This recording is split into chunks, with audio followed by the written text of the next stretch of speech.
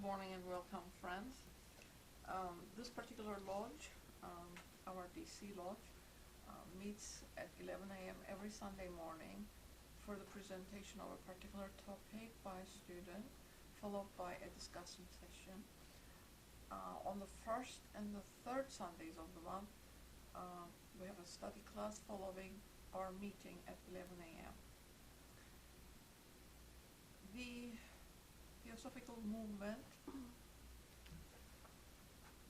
has given us a tremendous treasure of books. All of the philosophy is recorded for humanity, for its future use as well as now.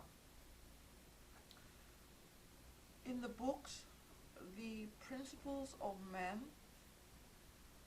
corresponding principles of the universe, our world, cosmic, are given.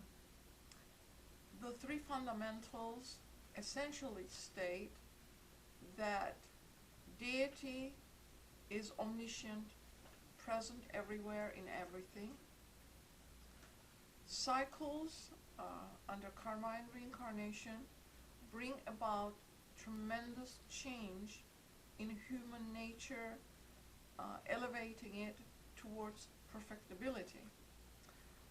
This is a dark cycle, however, it is a very fast cycle. In it, we can do a tremendous amount of work in a very short period of time, enabling the golden age to take hold and grow. It is a necessity for humanity to move in that direction. Charity, altruism, kindness, and love being a necessary condition for the human heart, which corresponds to that of the universal heart, which is the invisible heart of the cosmos. Today's talk is actually on cyclic return and evolution, which, as mentioned, gives humanity a tremendous potency to move forward in its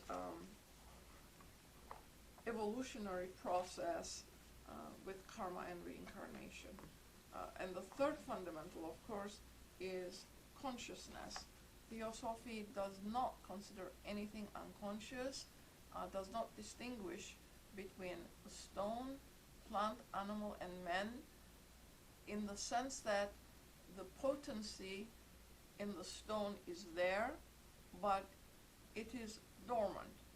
In the plant life, it is more active. In animal life, it gives it instinct. In human life, we have become self-conscious, we have choice. So we see that this evolutionary ladder moves up and it culminates in man. Man then has tremendous responsibility to not for itself, but to all of the kingdoms below itself. Today's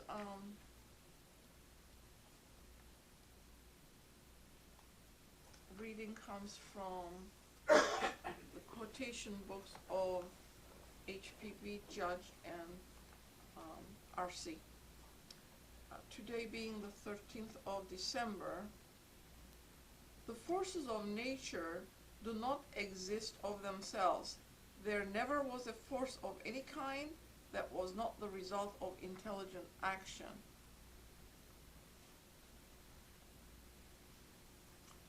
And this is from HBB.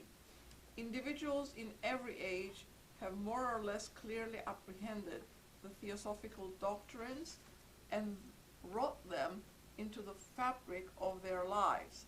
These doctrines belong exclusively to no religion and are confined to no society or time. They are the birthright of every human soul. And this is Mr. Judge's. As the great adepts live in the plane of our inner nature, it must follow that they might be actively helping every one of us, and we, as physical brain men, not be conscious of it on this plane. the voice of the silence. The wheel of the good law moves swiftly on. It grinds by night and day. The worthless husks it drives from out the golden grain, the refuse from the flour. The hand of karma guides the wheel. The revolutions mark the beatings of the karmic heart. True knowledge is the flour. False learning is the husk. If thou wouldst eat the bread of wisdom, thy flour thou hast to knead with Amrita's clear waters. But if thou kneadest husk with Maya's dew, thou canst create but food for the black doves of death, the birds of birth, decay, and sorrow. And now today's talk, cyclic, return, and evolution.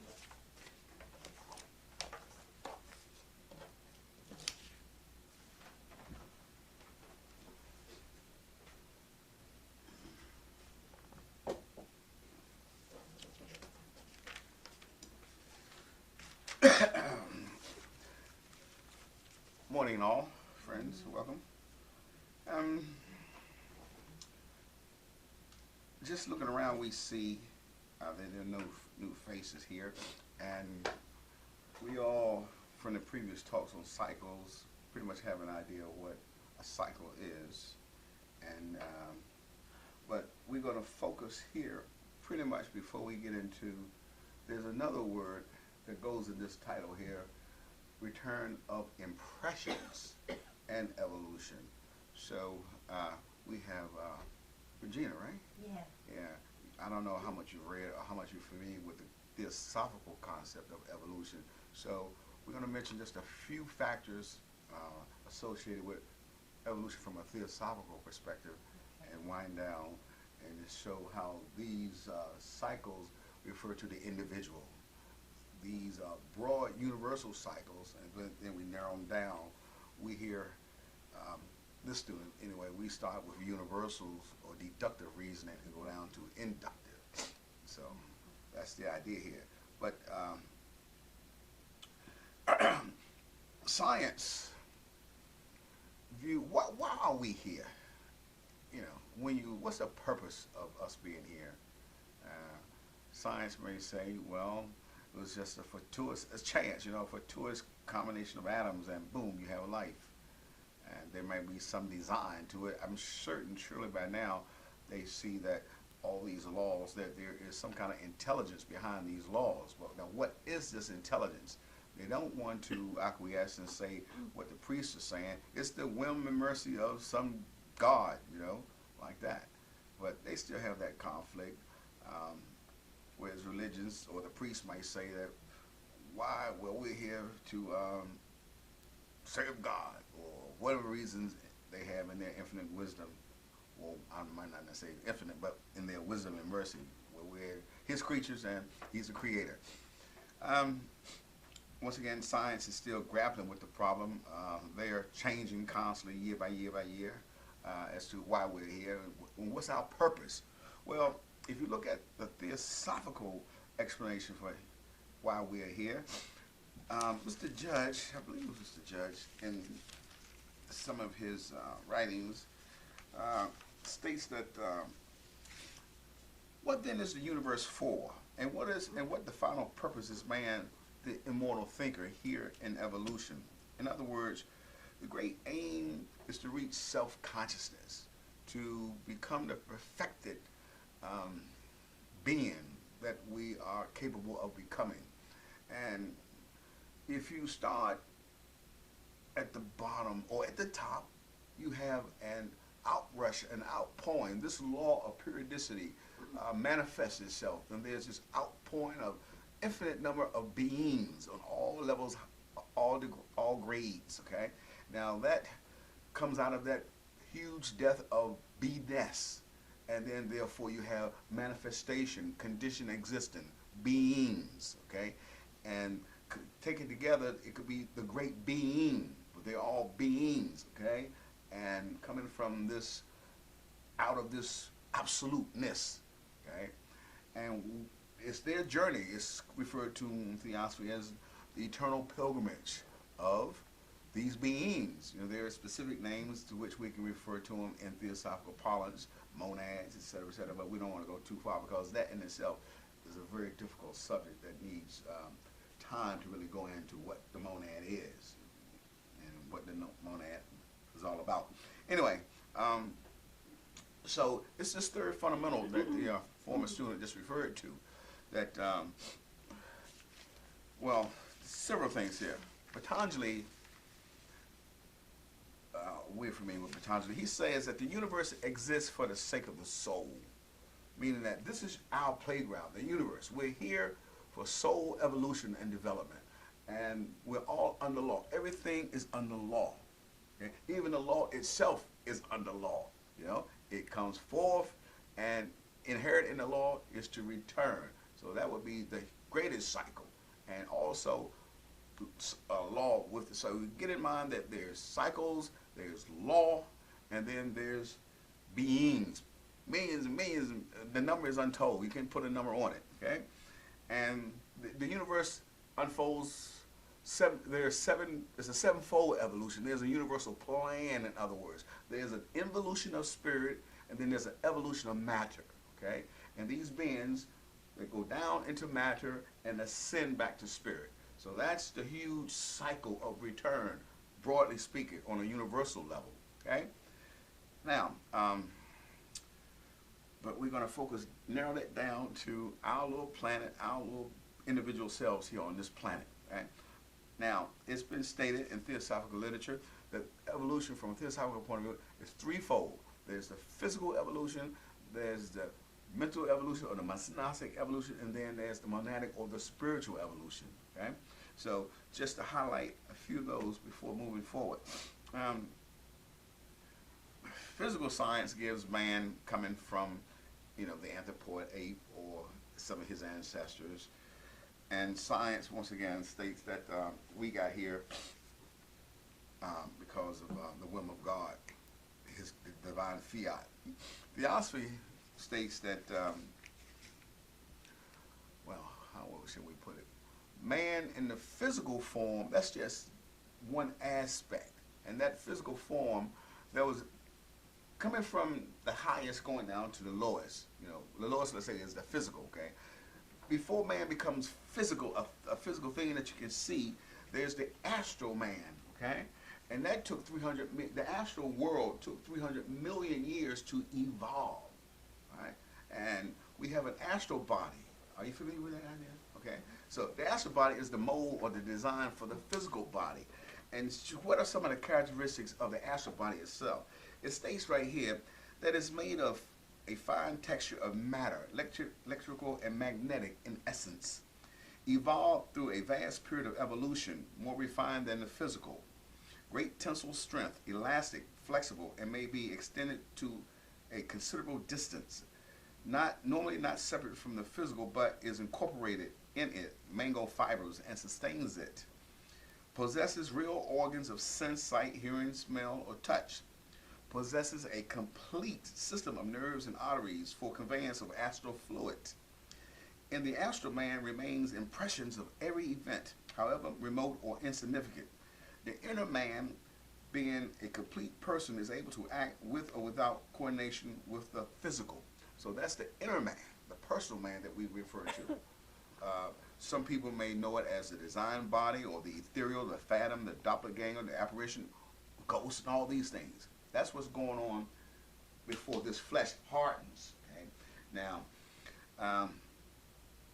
we have a number here states I got out of our literature stating that humanity shows up here on the planet. Time for the first appearance of humanity on our planetary chain: 1,664,500,987 years. Okay? That's humanity coming on planetary chain. See, Theosophy gets into the notion that we just did start right here. Humanity is, the universe is our home, our playground, so we go from globe to globe to globes. Okay, but again, that's recondite. You have to really focus on it, right? And the human, this astral body, 300 million years, okay? So that's, and then there are some correlations with what science says, but we're not going to dwell on that. Keep moving. But mind, the mental evolution says, Theosophy says, 18 million years ago, mind was lit. Okay? Meaning that these forms, these astral forms, and before the mind was lit, they ran around, you can say, mindless men. Okay? They had the germ of mind, but they weren't man as we know man. And today, man as we hear today is not truly man. What is truly man is a developed mind. You know, they say we only use 10% of the mind, generally speaking. So mind is still evolving as well. If you take the crazy notion of how we've come from, well, the European, I mean the academic or scientific evolution of the mind, they would say from a caveman to now he's struggling with nature. He knows fire, and then from fire, he's tampering with nature. Oh, electricity is discovered, et cetera, et cetera. And now mind, if you follow that linear progression, then there's psychic stuff. You know, mind. He's learning to work with this thing called mind, whereas Theosophy says we are mind, soul, spirit beings. Okay, the thinking principle is manas. Okay, and manas teaches the mind. See, we're not mind because you can change and control your mind. So what is it about us that's doing that? And it's these great principles. We have a sevenfold nature that we have to deal with. Quickly moving through.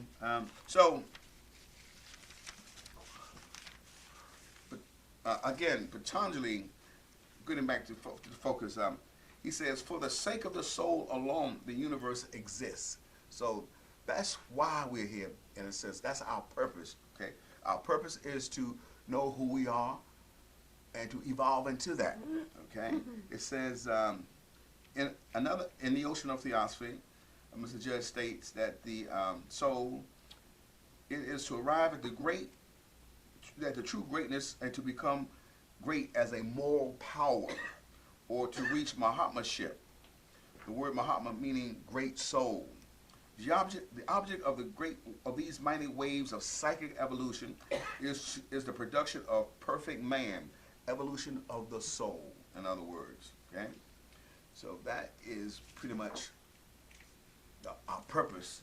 Now, life itself, you know, as Shakespeare states, it says, life is but a walking shadow, a poor player that struts and frets his hour upon the stage, and then is heard no more. It is a tale told by an idiot, full of sound and full of fury, signifying nothing. That's for those who haven't grasped any idea about the drama of our evolution. It's a drama. It's an unfoldment. There are cataclysms. There's ups and downs. There rises and falls. You know, it's alive. Everything is alive in this ocean of life. There's no dead matter, as first speaker said. So man has a choice in this evolution, and he makes his choice. And everything that he does makes an impression upon himself. He carries within him this law of cyclic return. There's an example given. If you were to take a light bulb and you look at the light bulb and you stare at it, and then you close your eyes, that impression would return, and then it would return again, and then eventually it would sort of like fade away.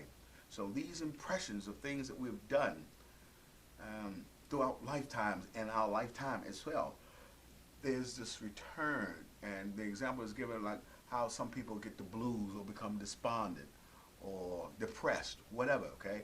First of all, they have initiated this through their choices and their actions themselves, okay? And there's going to be this return. And if you know that this is a tendency coming, there is a way to counter this. It's just like two billiard balls.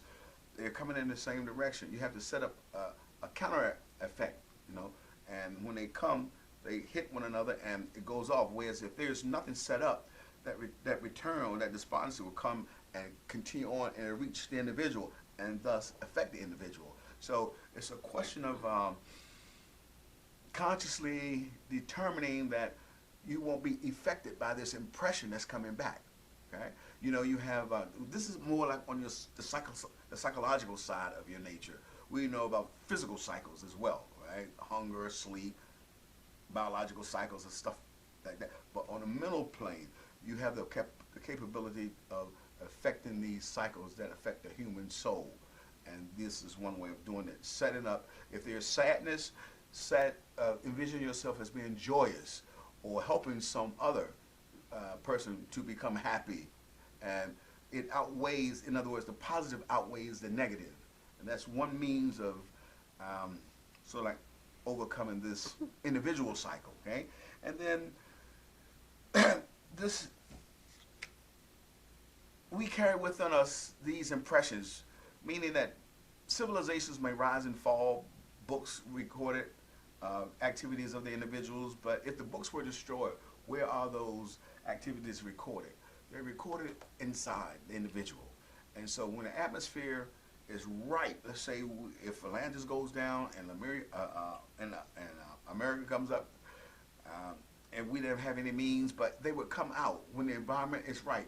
It's just like your karma will precipitate itself when the environment is right and ready for that. Like the plant will grow if there's seeds and everything, and there's a season, and it pops out on time, in time. So everything's on time, in other words, okay? So these impressions of civilizations, ideas, things that we've done in prior civilizations, prior eras and prior races, they will come out despite the loss of things to record them, you know, recordings, books, fossils, whatever, because we carry within us the inherent law of impressions, okay?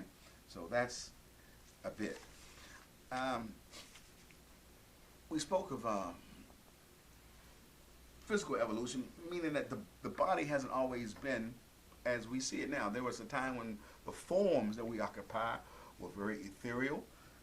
Just to give you an idea, not to go so far afield, but quickly here, okay. He says, now this is the fifth root race, according to Theosophy, okay? He says, the ethereal forms of early humanity was not like the body as we now inhabit it, okay? The secret doctrine shows that nature, left to herself in the creation of animal and man, failed. The water man, turtle, and she herself created from the mineral, vegetable, animal remains of the previous forms. We were given the descriptions of these creatures, you know, two-headed men, human beings with wings, two faces. So the forms change, okay? And just like the physical, the mind changed. The mind has developed to, okay, we cannot just, or we got intellects, got mathematical geniuses, things like this. Then we got psychics, okay? You cannot deny the psychic world. And I came across an example of how today you have people like these British guys, Rupert Sheldrake, Rudolf Steiner, these, well, we all about know about Edgar Casey and Nostradamus, these individuals. There was a case of how they were used for negative purposes. Rudolf Steiner, an individual who came under HPV, he started anthroposophy, and he was in Germany. And Hitler used to rant and rave about getting rid of Steiner because Steiner could read the minds of the Nazi party members and tell people what the Nazis were up to, okay? And I mean, this is recorded. And so it goes to show you how these psychic powers, telekinesis, teleportation, all these things that are employed even today in this level of psychic warfare.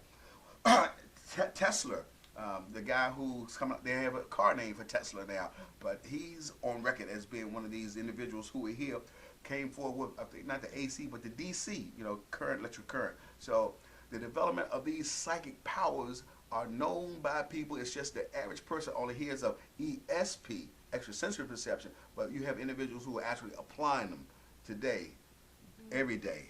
And that's just one realm of that psychicness. But the spiritual powers, the literature says that we have to beware because the psychic is overtaking or overshadowing the spiritual. Okay? Everybody see the attraction of the spiritual, of the psychic powers, that they can do this, and they may be able to do this, bend this, even possibly try to read somebody's mind, but that's all negative.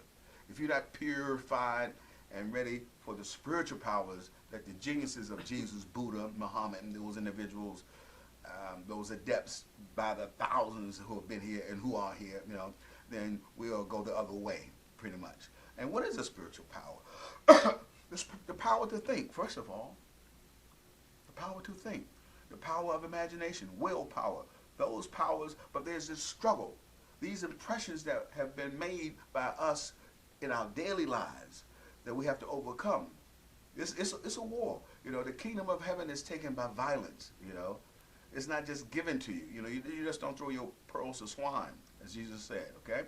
The addictions, the aversions, the languor, the doubt, the despair, all those things that are now our enemies. You know, every elemental that we have vivified rushes to the other side, and you have to war against your laziness, your desire not to do things like that's the struggle of the individual that we have to go through. And each one going this way is subjected to this war, this great war, this unsought war that comes before you the moment you arrive at a point where you're really concerned about others instead of yourself. And those who've gone this way, they state that they, through a great renunciation, they struggle and they reach the goal, but they don't necessarily cross over. They come back. They renounce the goal because they sacrifice themselves to come and help others. And that's part of the Theosophical movement, to help and teach others. Step out of the sunshine and step into the shade. And we see this example through analogy and correspondence. A person successful in the community, in finance, athletics, or entertainment, and they come back and they give. Okay? And so these great spiritual beings, they come back to help others who've been left behind. So in a nutshell, that's a brief presentation of Theosophical cycles and return of impression and evolution. Okay? Now we're opening it up for questions, comments, suggestions, criticism. Well, what you said, I heard that, well, I read that we sort of have a blossom every 2,000 years of someone on that level, like you had mentioned, the Christed one, Emmanuel, and I think Buddha, or maybe Krishna, and from what I've heard, every 2,000 years we have like a blossom. Someone gets to that level. And we only have one every 2,000 years, perhaps, that gets to that ultimate level where they can say, perhaps, you know, King of Kings, Lord of Lords, one with God, on that level.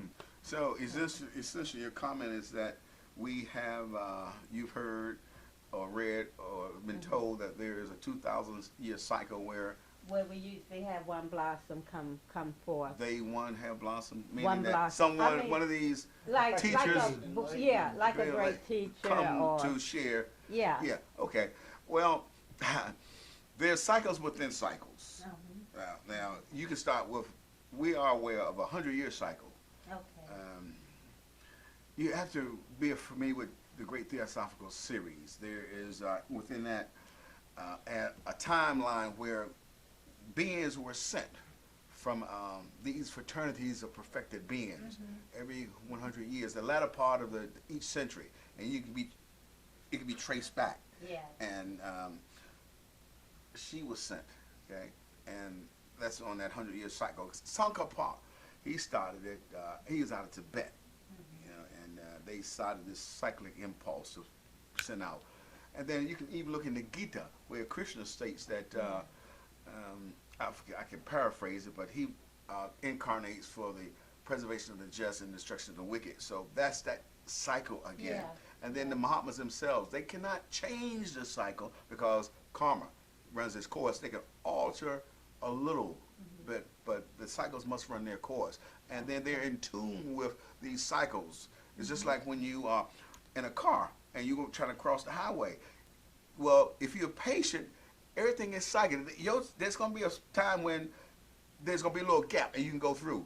So, but you got to be aware, you got to notice the cycle coming. You know what I'm saying? Instead of just, oh, I'm tired of waiting, I'm just going to run out there anyway. Yeah, it has to unfold. Yeah, right. And so, you know, there'll be, your break will come, your time will come. Okay?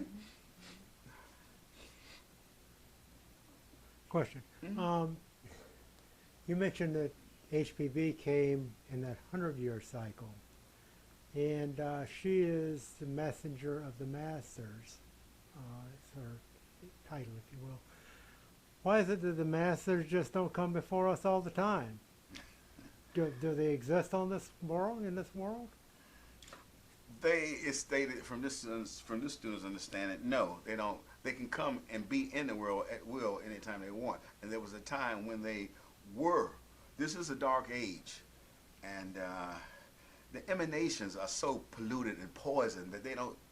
Just like how you don't want to be in a bad neighborhood environment, it repels you. Okay, the condition of Earth itself is such that if they were to come, it would be for a specific reason. But they're in here, they have their students here, and if they were to come, it's to do something specific, okay? But normally they're on a different plane, a higher plane. That's where they live, okay? And what was the latter part of your question? Are they in the world? Yeah, Well, so okay, you kind of answered it. Okay, there was a time when if they were to appear, they would be, well, their forms even, because see, the basis of life is electromagnetic, and they're so highly evolved, they would have to, just like how you transform the sunlight or light of a magnet down to a little light that you can turn on, they would have to be like unto us, okay? Number one.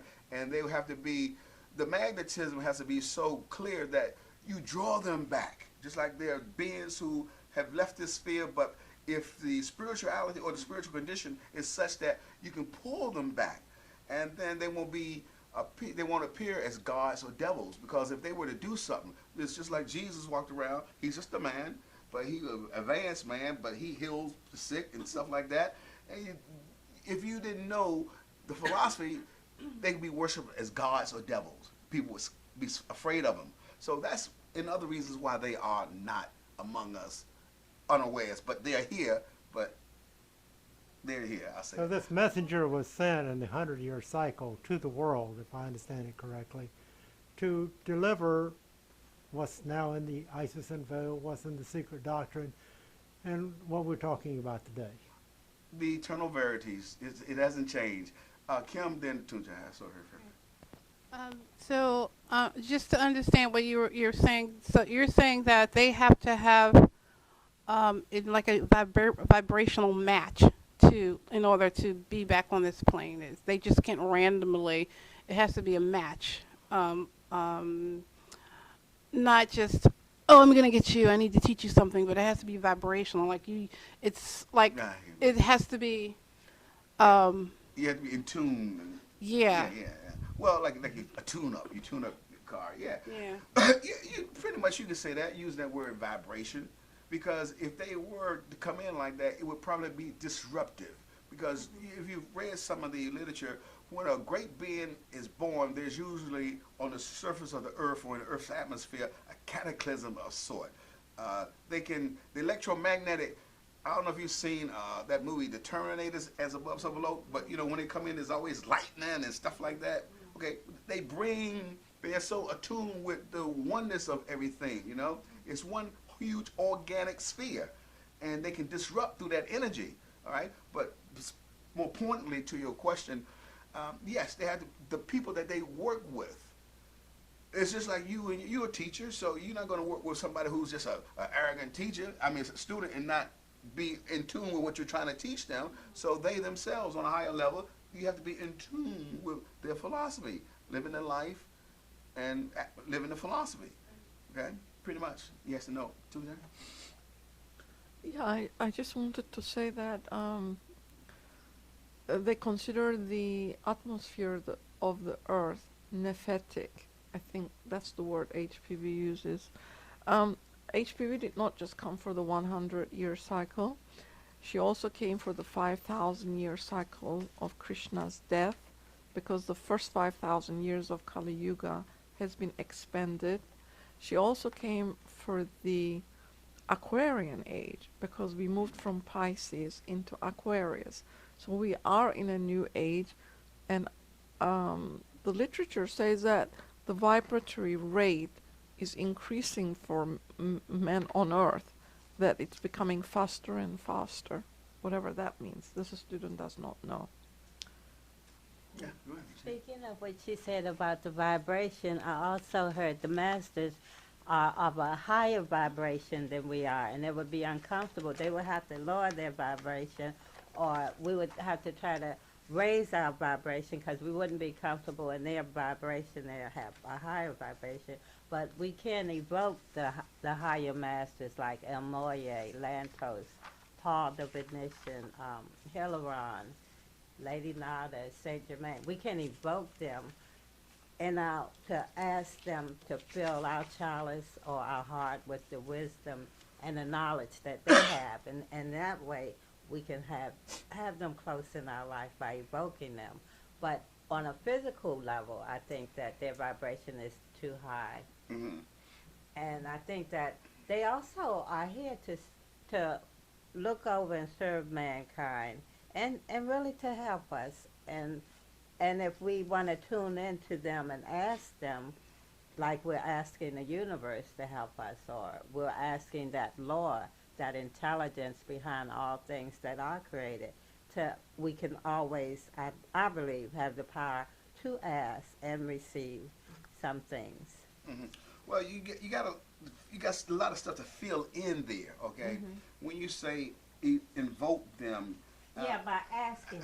Yeah, but it's more than just a simple asking. Mm-hmm. When you get really into the nitty-gritty science of this thing, you have to keep in mind that you are the soul, okay? Yes. Okay? Yes. And you have to raise your. It's just like when we spoke. Yeah. Somebody spoke about karma or David Kahn. It's just like Raise our you vibration. cannot.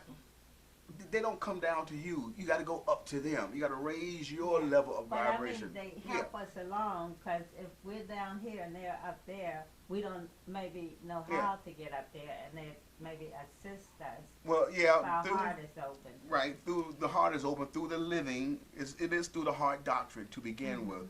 You know, you have to eliminate the impurity, the selfishness, and things like that. A clearing away, a purging Yeah, of we all have the to lower want nature. to Right, raise you have to want. It's ourselves not up. it's not like an automatic prayer, and all of a sudden you invoking somebody that the Hollywood or the Yeah, this pseudo literature has unfolds. referred to. Yeah. At a maybe a gradual level, like it's not going to happen Yes. Right. tomorrow. Right. or- Exactly. And then once you put yourself in sync with that vibration, those higher vibrations that come through the heart light and all that, then there's this in time, but it's not like snap, crackle, and pop, and you're Yeah. there. No. Yeah. And then the latter part. But just on that part, like you said, like I think it was Buddha who they say sat by the tree and said he wouldn't get up until he Right. was enlightened. Right. He had been searching for it all the time, but he hadn't found it, and he sat by the tree Right. and didn't get up until he got Right. it. And then along that same thought, He demanded that. he said, Yeah. and then he was asked, I think, what are you? By the first person, if I'm remembering it correctly, he says, I am awake. Okay, I yeah. am awake. Yes. See, When we meaning that, wake up and yeah, coming back to And what we were know. talking about, this is being a dream versus the illusion. yes. And within this illusion, Yeah. we've been given all these pseudo doctrines, that have just eclipsed our true spiritual nature. Yes. And this is what the Temple of the Theosophical philosophy is trying to do, to bring into the world, to show man that he has the potential of becoming the Lord of self. And once you find or master this self, this Lord Yeah. nature, you'll find it very difficult to find another Lord outside of yourself. You Yeah. are that Lord. Yeah, it's like when they say a bit, I guess, when you know yourself, you know God, or when Yes. you know God, you know yourself. Yeah, self with the big S. Uh-huh. Right, exactly. And this is the mission here, and this is the motive, this is the message. And these are the masters who are the custodians of this message that have been maintained, and we're the students trying to keep it in the public's eye, because years and years ago, again, rise and falls of civilizations again, people have been murdered and put to death because of this philosophy. And philosophy is a powerful tool. When the Roman Church rose and the Roman Empire fell, philosophy became a state crime, punishable by death. So just to be able to sit here in this room today and talk freely among ourselves shows you how, well, those who've gone before us, Hypatia, Jacob Burma, and the guy that was burned, Giordano Bruno, and all these people have gone before us. So we have upon us a great burden in a sense, but a blessing at the same time. Yes. Okay. Anybody? Well, I was just going to say that in this philosophy, nothing is given. it has to be earned. And just asking for it does not do the trick. You have to put yourself in that mode of living, charity, altruism, purity, elevating your mind. All those are necessary steps. Yes, that's very important. As a matter of fact, I want to go back over here where it states in the, this is the third fundamental again, the pivotal doctrine of the esoteric philosophy admits no privileges or special gifts in man, save those won by his own ego through personal effort and merit, along a long series of metempsychosis and reincarnation. In other words, it's not some God out there. Oh, there's Regina. She's going to be blessed to speak 3 or 4 languages, you know. And here's Kim over here. Kim's going to be wealthy, you know, and all this kind of stuff. No, no, no. Everything that comes to you, you have set up at some point in time, through your actions, through your thoughts, and through your feelings. Yes. You've created your own destiny. As a matter of fact, there's a Kabbalistic saying here that I came across, but you can't find all this stuff. It goes basically, you know, you sow a thought, you have a desire, you sow a thought, and from that thought you create a habit, from that habit you create a character, from that character you create a destiny, and then from that you create a character. So you are making yourself Yes. Yes. this force that's propelling you. Yes. So you are, it's all about you Yeah. to a certain point. Yeah. And one other thing I wanted to mention, Tesla, when you mentioned Nikola Tesla. Right. I've read that he had a machine that could vibrate. I think he was working with the energy grid systems on the earth, and we couldn't have free energy. But he was working with this grid system, I think, when he was in New York in a hotel or somewhere, I think. And it the handle came off, and he said if it had kept going, he could have split the earth like an apple if it had kept going. And he had to get a hammer or something and bang it and break it, because he knew that knowledge where he could actually, control energy to split the earth. Yeah, I've seen that show. I don't recall that particular event about him, you know, breaking it with a hammer and stuff like that. But yes, and before Tesla, there was this fella Keeley. Keeley, I think he was out of Philadelphia. He had come up with some machine. It was worked on vibrations too. That it went out, and but it worked with his magnetism, stuff like that. And he wiped out a whole, I think, a field of cattle or something like that. And the military got involved doing it, and they tried to replicate his deed, but it wouldn't work. And they called him a fraud, etc. But again, it's the individual and how the individual is working with nature. Through him, because I think it was Tesla who said that it was like this knowledge was downloaded to him from up high, from a higher, people with a higher knowledge. But also, I think he had a Tesla tower where he built up. And when he died, I think they said they went in there and they took all his papers when Tesla died, and took all the knowledge and everything and hid it away, because they don't want people to have free energy, because then they don't have to pay for oil and all of that. So, you know, a lot of stuff that we could have, we don't have. Exactly. Because of greed. Yeah, yeah. Here on this plane, it's all about buying and selling. We could probably be farther along or further along in our development and growth, but as you just mentioned, on this physical plane, it's all about buying and selling and controlling, you know, external control, and that's the decision that each and every one of us, you know, has to come to. You know, you have to become a warrior, and you got to be strong enough to ward off these forces that's coming at you, starting with your individual self. They're all within, and then they're without as well. And they're closer to you, your family, your friends, and then it widens, you know. And these fellas and women here, there's a war, opposites here, and you have to choose ye today whom you will serve. That's the expression.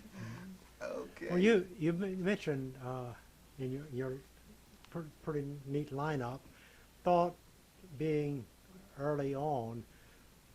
So everything basically starts with a thought, it's the student's understanding.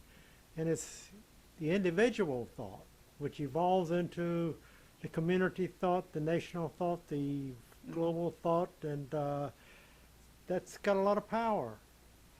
Oh, You know, yeah. and it's very difficult to conceive. We sit here and talk about these grander cycles and so on and so forth, but does all that start with a thought? Indeed so. You're right. Well, let there be light. That was a thought. So it starts with my thought, your thought. Well, exactly. And our thoughts are just part of a grander consciousness, you know? And we're all conscious. If you can get to the point of, well, who are we when you say, well, you're a soul, but what is a soul? You know, if you want to, like an onion, keep peeling it back, you come back to your consciousness, individualized consciousness. And when you spiritualize that consciousness, you become one of these higher beings on the spiritual level. So you take one huge spirit, which is universal consciousness, and it's one massive consciousness, one ocean of life, one huge, that's totally intertwined on every aspect, from the atoms on the stone on the that you walk on, that's conscious, and to the highest archangels, consciousness. So all of it's consciousness. The forms are different. So it's embodied consciousness, all life, okay? At certain stages, manifesting, coming from the one self. So we're all selfless, whether we like it or not. Selfish we and all- selfless. I mean, we can, yeah, I mean, we can say we can act from a selfish perspective and lower everything, a selfless perspective, and Yes. That requires Well, a lot of thought and well, philosophy and, yeah. and living to move from, they say, the animal man to the wise man, or from the hell of non-consciousness to super consciousness, or from man to superman. That's the progression that we all go through. And that's what the human kingdom is. It's a balance between non-consciousness and consciousness. It's the link between the animal and the divine, human, okay? And so in that little self, all our experiences and impressions that we make into matter, and those things that we have to fall up and down, the ebbs and flows and things like that, we have to, from selfishness, become that selfless. And it's all self to begin with. so on this cyclic return, I mean, we're going to be talking, we're going to have a Christmas talk later, maybe next week, and then after that, the New Year talk. It said this is the peak of the cycle, if you will, this time of the year when lots of gods were born and so forth. So it says that, you know, cyclic return, it comes about every year. This one does, and you talked about the larger cycles that come 100 years and tens of thousands of years, and some masters coming to the world, others to others the groups like the Jewish. Jesus came to the Jews, Buddha came to the world, and HPV, this student mentioned earlier, came when a bunch of cycles merged, the 100-year and so forth. And that was a major situation where somebody came and delivered a message from the masters. So it's just I didn't have a question. I just wanted trying to summarize what I thought I remembered from what you said, Okay, and to putting John some and stuff Regina. together. Can you please repeat that cyclic numbers that you had given us at the beginning? About Saying that the human, the planetary. astral took 300 million, and then Oh. you made some other comments. Would you please repeat those numbers for us? Okay. It states here that, let me see here. The astral, mineral, and vegetable and animal kingdoms took about 300 million years to evolve, and time from the first appearance of humanity on the planetary chain was 1,664,500,987 years.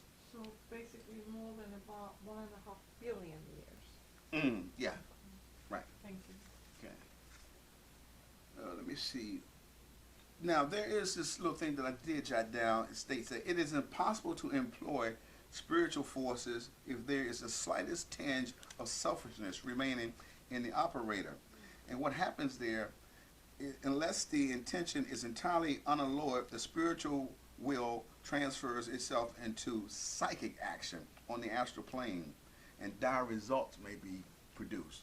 In other words, that's one reason why this information has been withheld, because you have those who rush in, you know that expression, fools rush where angels dare not tread, or something like that, okay, and they intend to tap in to these forces and things like that, and they're not purified or not ready for it.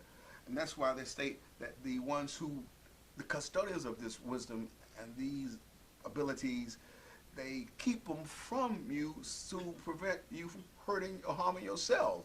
And that is a spiritual law, that when you start dabbling in this arena, okay, you create more harm than you may be trying to help. And that's an example how a spiritual force can be triggered and transferred into a psychic force. And that's on those upper realms or those inner realms. So you kill yourself? Well, you can. You can. Just like through astral travel, these people who go out there and try to, you run into these people who can let you see auras. And one woman was telling me the other week, she can see auras, and then out of the body traveling at night, astral travel, stuff like that. Yeah. And you get out there, it might not get back. See, you need somebody who is, there's, first of all, the expression, those who say don't know. Those who know don't say. Mm-hmm. So when you can discern that wisdom in those two lines right there, you get where I'm coming from. Yeah. Our time, well, we got time for one more. If not, then our time is up. Okay, what is next week? Next is the Christmas talk? Next week is Symbolism of Christmas. Symbolism of Christmas. Okay. You said also the universe exists for the soul. Sake of the soul. Which sake of the soul, which says to this student that we have something to do with that law. The law, in other words, that law will be influenced by our everyday thought and action. And we, as we live, we're consciousness, so that we're like experiencing, and maybe that law of intelligence is experiencing all these different genres through us, because we're here to experience and to grow. And as we experience, that law or that intelligence is experiencing with us. Mm-hmm. Well, you can say, for instance, the law, see, you got the law of laws, okay? Yeah, and the laws of the creation. Well, let's say karma. Karma is, you can say, is that law which tends towards harmony. It's a justice harmony. So you say, let's say order. Like your TV program, Law and Order, comes on TV. Okay, order. So there's a certain order. That suggests systems, like from your regulatory system up to the solar system. Okay, and those systems are in order, following some kind of pattern which we call law. Okay, and all that interacting and in between stuff like that is set up by. There is an intelligence behind the law. Okay, now this intelligence that's behind the law is itself bounded by law. Yeah. Okay? What would you call that intelligence behind the law? Well, you could say that is the law itself, okay? And that law has within it, it's infinite in a sense, but it comes out of when there's a grand cycle of manifestation or conditioned life, embodiment. It's like spirit becoming embodied. Spirit and matter are opposite poles are the same thing, but they involution and evolution, okay? So it comes out of this beingness, this absoluteness, okay? And it gives this beingness gives rise to these beings, and this law is cyclic. It comes forth, issues forth, okay? And that's one aspect that we can say that is one aspect that we're aware of this absoluteness. There is a periodic law that comes forth, okay? Yeah. This activity, okay? Yeah. And it's under law.